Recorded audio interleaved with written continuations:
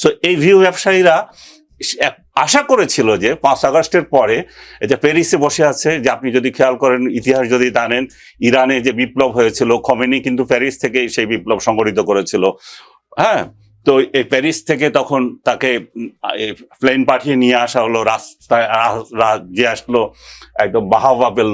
এরাও আশা করেছিল এই টোকাইগুলো তাদেরকে নিয়ে আসবে, তারা প্লেন পাঠিয়ে ডক্টর ইউনূস, এবং তারা এসে ঢাকা শহরে এসে করবে, সংবর্ধনা নেবে। আনিস আলমগীর, গতকাল প্রেস সচিব বললেন, আমরা আইসিটির প্রধান প্রসিকিউটরের দপ্তর থেকে জানতে পেরেছি যে এই মুহূর্তে সশস্ত্র বাহিনীর আর কোনো কর্মকর্তার বিরুদ্ধে গ্রেপ্তারি পরোয়ানা জারির পরিকল্পনা নেই। শতাধিক সেনা কর্মকর্তার বিরুদ্ধে গ্রেপ্তারি পরোয়ানা জারি হতে যাচ্ছে। সামাজিক যোগাযোগ মাধ্যমে ছড়িয়ে পড়া এমন দাবি প্রত্যাখ্যান করে শফিকুল আলম বলেছেন, এই খবর সম্পূর্ণ ভিত্তিহীন ও মন গড়া গুজব। তিনি বললেন যে এ ধরনের অপপ্রচার সাধারণ মানুষের মধ্যে, বিশেষ করে সশস্ত্র বাহিনীর ভেতরে বিভেদ সৃষ্টির উদ্দেশ্যে চালানো হচ্ছে। আগামী বছরের ফেব্রুয়ারির প্রথমার্ধে অনুষ্ঠেয় জাতীয় নির্বাচনের আগে দেশকে অস্থিতিশীল করার লক্ষ্যে এসব অসৎ গুজব ছড়ানো হচ্ছে। প্রেস সচিব জানিয়েছেন, সেনা গোয়েন্দা সংস্থা directorate general of forces intelligence DGFI বিলুপ্ত করার কোনো পরিকল্পনা সরকারের নেই। কিন্তু তারপরেও আমরা দেখলাম আলোচনা সমালোচনা, গুজব থেমে থাকেনি। এবং আমি দেখলাম রাষ্ট্র কিভাবে নির্লিপ্ত হয়ে আছে। তথাকথিত পলাতক কিছু ইউটিউবার তা সেনাবাহিনীকে গালাগালি করছে। সেনাবাহিনী কি উনি পার্সন? উনি কি মিস্টার ওয়াকার? শুধু সেনাবাহিনীর প্রধান তো শুধু ব্যক্তি না, এটা তো একটা ইনস্টিটিউশনের প্রধান। আপনি যখন একটা ইনস্টিটিউশনের প্রধানকে আক্রান্ত করেন তাহলে সেটা পুরো প্রতিষ্ঠানের উপর যায়। আমাদের পুলিশ প্রশাসনকে ধ্বংস করে দেওয়া হয়েছে সেই 5 আগস্টের আগে থেকে পরে থেকে। তারপরে আমাদের আরেকটা যে মেরুদণ্ড আছে, যেখানে মানুষ ভরসা করে, সেই জায়গাটাকে বারবার আঘাত করা হচ্ছে।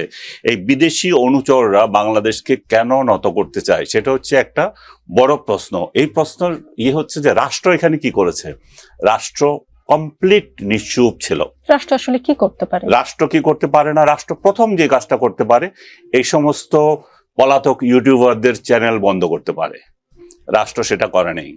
এরা কি করে এই ছাগল সম্প্রদায়কে পালে, যেগুলো এদের রাস্তায় গিয়ে কাউ কাউ করে বা সোশ্যাল মিডিয়াতে কাউ কাউ করে, এদের একমাত্র শক্তি কি?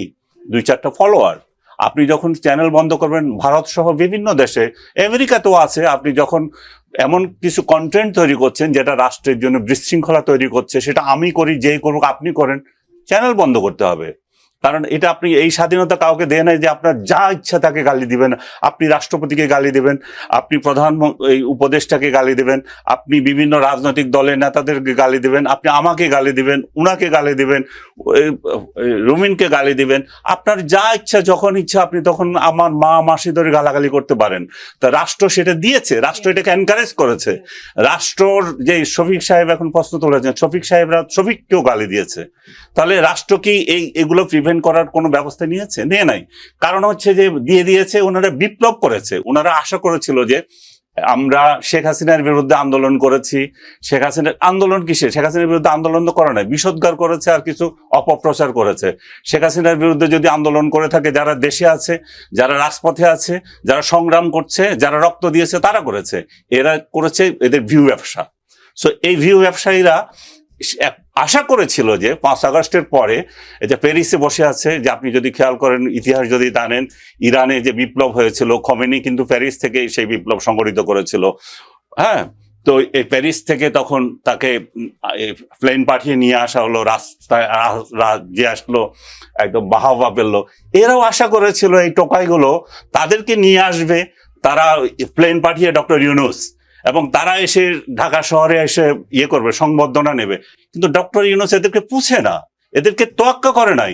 এইদের একটা যে হতাশা, এই যে এদের দুঃখ, এই দুঃখ থেকে এরা ডক্টর ইউনূসকে বলে হটাও ইউনূস, আজকে বলে হটাও ইউনূস, কালকে বলে ইউনূস ভালো কাজ করছে, পরশু বলে আমরা যদি আপনাকে সাপোর্ট না করি তো কেউ করে না। তার মানে কি? তার মানে হচ্ছে একটা রাষ্ট্রের মধ্যে বিশৃঙ্খলা, উচ্ছৃঙ্খলতার সৃষ্টি করে। আপনি যে প্রশ্নটা করলেন, নির্বাচনকে পিছিয়ে দেওয়া। আমরা সবাই আশা করছি যে বাংলাদেশ যে অস্থিতিশীলতার মধ্যে যাচ্ছে এটার একমাত্র সমাধান একটা নির্বাচিত সরকার, এবং যে তারিখ ডিক্লেয়ার করেছে আমরা সম্মিলিতভাবে চাই যে ডক্টর ইউনূস যাতে সফল হয় এবং নির্বাচনটা যাতে হয়, কিন্তু এরা সেটা দেবে না, কারণ এদের ভিউ ব্যবসা বন্ধ হয়ে যাবে। এরা যে বিদেশের এজেন্ট এবং বিদেশিদের থেকে অর্থ পায়, সেই বিদেশিদের কাছে তাদের জবাবদিহিতা রয়েছে। এই দেশ যদি অস্থিতিশীল হয়, এই দেশের প্রতিষ্ঠানগুলো যদি ধ্বংস হয়, ইনক্লুডিং এই ডিজিএফআই, ইনক্লুডিং পুলিশের যে এজেন্সিগুলো, সব একটার পর একটা যদি ধ্বংস হয়, তাহলে এরা উর্দু শান্ত হবে এবং বাংলাদেশ এমন একটা মেরুদণ্ডহীন রাষ্ট্র হবে যাতে আমরা ভারত, পাকিস্তান সহ আরো যারা আমেরিকা যারা আছে তাদের তাবেদার রাষ্ট্রে পরিণত হই।